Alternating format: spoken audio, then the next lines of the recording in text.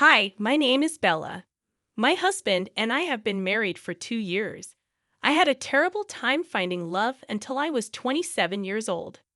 I went to an elite middle and high school for girls only, and then I went to a university for women only. After I graduated, I got a job as a receptionist at a big company. As you might expect, all of my coworkers were women. For most of the people in my social circle, business leaders would ask them to parties, but not me. I never went to those kinds of events. It was easy to understand why talking to guys made me so nervous that I couldn't even speak. People often told me how nice I looked, and I was asked out a few times. There were some nice guys at dinner, but they always told me, "You're pretty, but there's not much else to you." After that, it happened. The door to my fate opened. "Can I ask Bella to go on a date with me?" This is what Lex, who worked for one of our clients and always checked in at my desk, told me. Since he would only give me his contact information, people around us thought we were dating, but it wasn't true. I just smiled at him when he tried to start a conversation, like I did with everyone else. I really thought I would always be single, but when he told me, everything changed. "May I suggest that we begin our relationship as friends?" That was my answer. Got off guard. He nodded so excitedly that it looked like his head would fall off. He smiled as he walked into the office. I had never done that before. Guy questions like, "Want to have dinner?" had always been the norm up until now. "Free tonight." But when I was with Lex, I didn't get that sense. I only felt love. I was so happy. I went on a few dates with him, but I was still nervous and didn't talk much.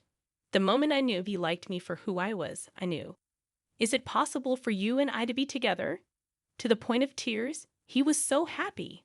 All of this took place on Christmas 2 years ago. At that moment, I was very happy and thought I would always have someone so loving in my life. But there was a hole in his armor when his business failed.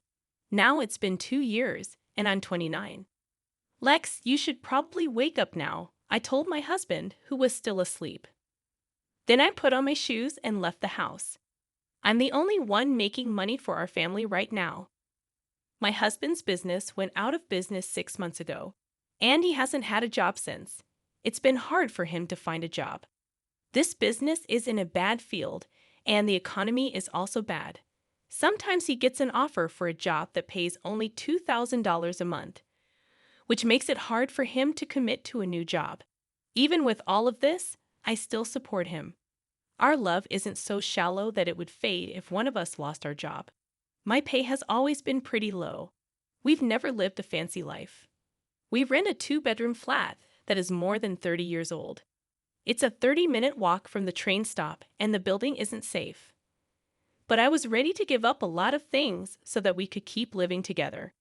I thought my husband might still be upset about his company going out of business. He had a few job offers, and I waited calmly because I thought he'd find a good fit and feel better.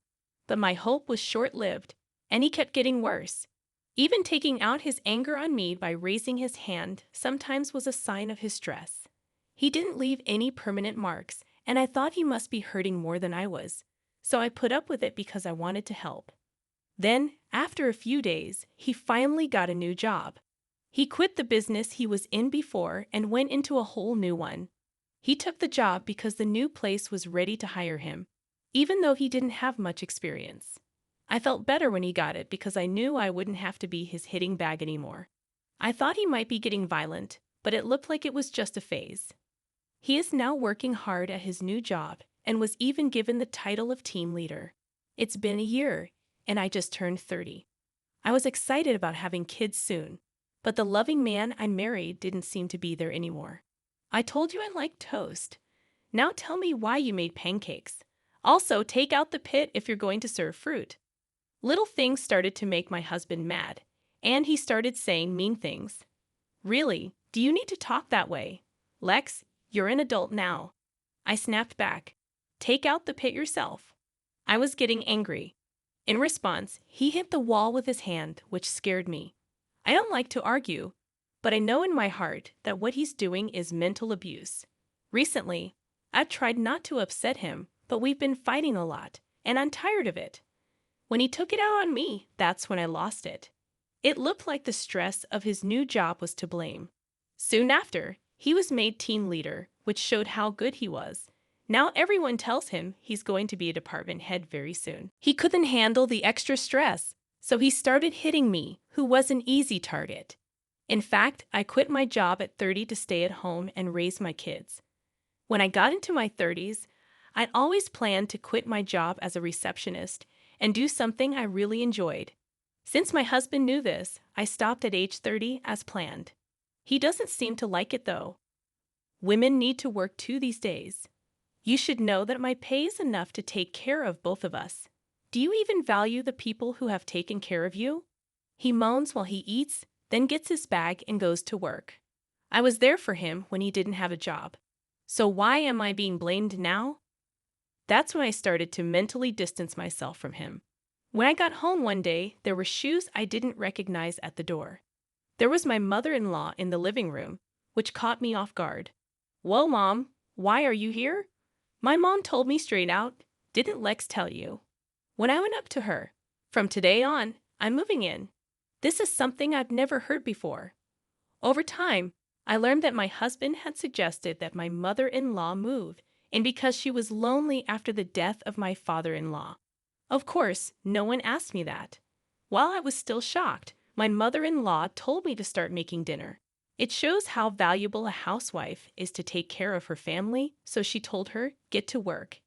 Even though I was angry and confused, I went to the kitchen to make dinner.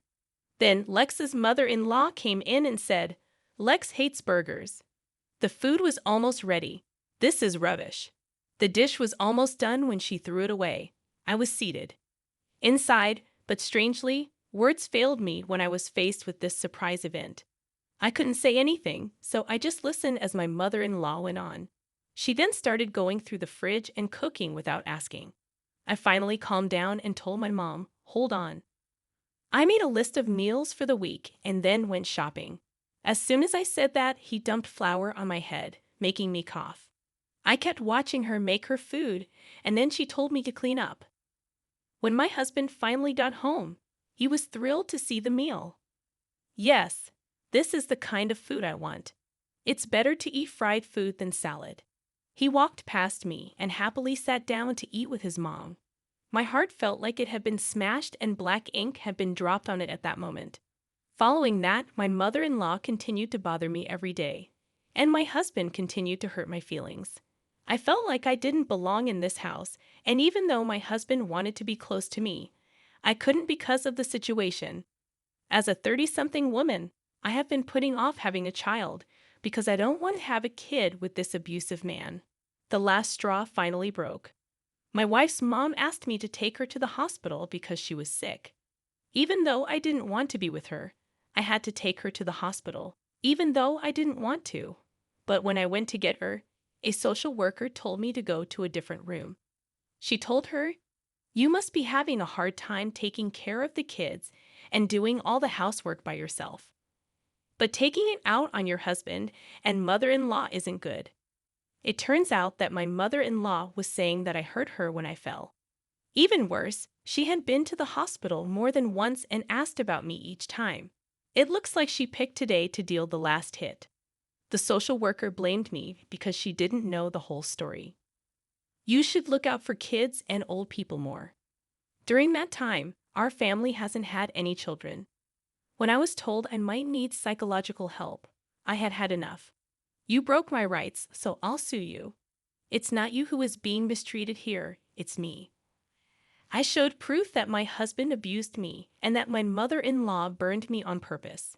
The social worker said she had to check with my mother-in-law, but I told her no and left the hospital by myself. Soon after, my husband and mother-in-law came home. My husband heard from my mother-in-law that I was mean to her. My husband shook his head and said, "You're leaving me, you parasite. How dare you leave my mother?" What kind of lie did my mother-in-law tell you? Based on her fake tears, I think she did it again. I was sick of telling her she was wrong, so I left the house without noticing either of them. I didn't go home that day. Instead, I stayed the night in a work hotel. I was lucky to have my wallet and cell phone with me, and it was easy to find a charger. I chose to avoid both of them for a while and not go back home.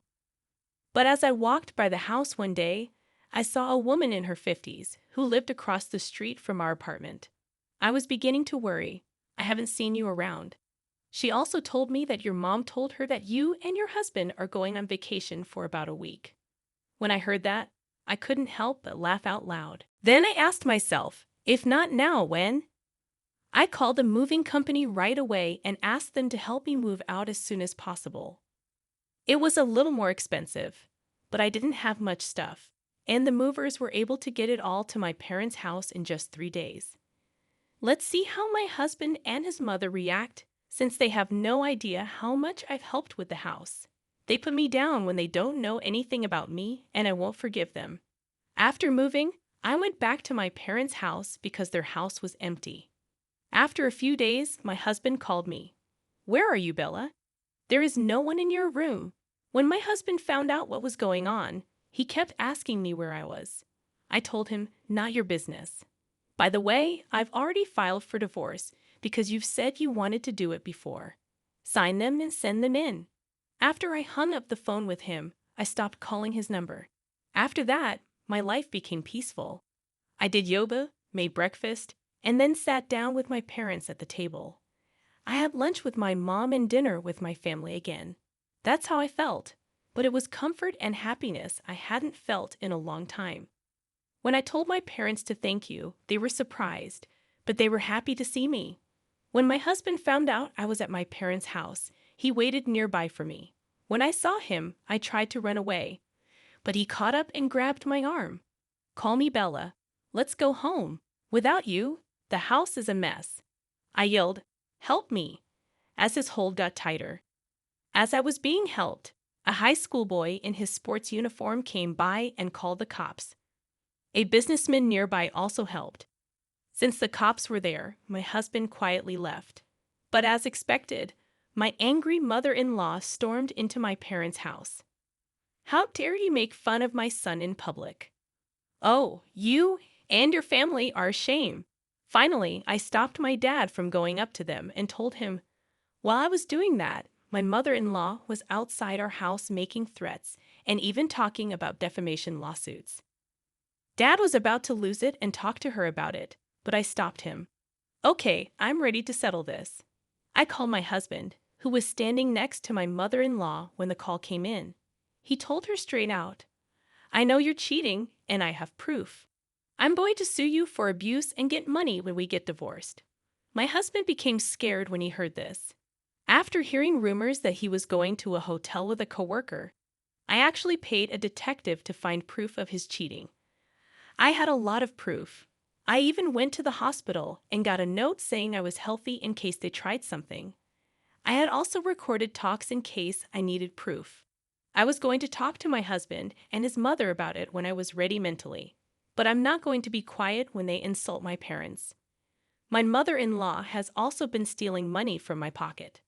I've heard that the house is in terrible shape and even smells bad since I left. People in the neighborhood are complaining, right? My husband didn't know what to say. A friend told me this story. They said my husband and his mother were not in town. It looks like they haven't been doing simple things like picking through the trash, and the house has become a dump. Besides that, I heard that the property management gets reports every day about the loud fights they have. Now my husband might understand how much I helped the family and want me to return, but it's too late. I'm not coming back to live happily ever after with your mom. After I said that, I put the phone down. Soon after, my wife's mom tried to break down my front door. They were both arrested after I called the cops. After the fact, my neighbor told me that they hadn't taken care of any of the complaints through the management business. The drama finally got so bad that it cleared out the whole apartment building. The management finally went to court against both of them for not paying rent, ignoring complaints, and making business difficult. They were being sued for money damages. They were finally told by the court to leave and pay money for harm. They can't rent anywhere now because they're on a list of people who can't rent. It turned out that the rent wasn't paid because my husband made a mistake at work that cost a lot of money and caused him to lose his job. He quit his job and moved far away because he couldn't find another place to live in the area. He then ran into another problem when he tried to find new work. He became homeless, which made his mother steal from stores. She was arrested for hitting a store worker who tried to talk to her. I read about this in the news online. I have no idea what comes next, and I don't want to know. When I got divorced, I started working at the coffee shop of my dreams. Someone I work with who is 5 years younger than me and I became friends. I got married again when I was 34. We opened our dream cafe when we were 40, and now I'm pregnant. I'm pregnant at a late age, but I've never been happy.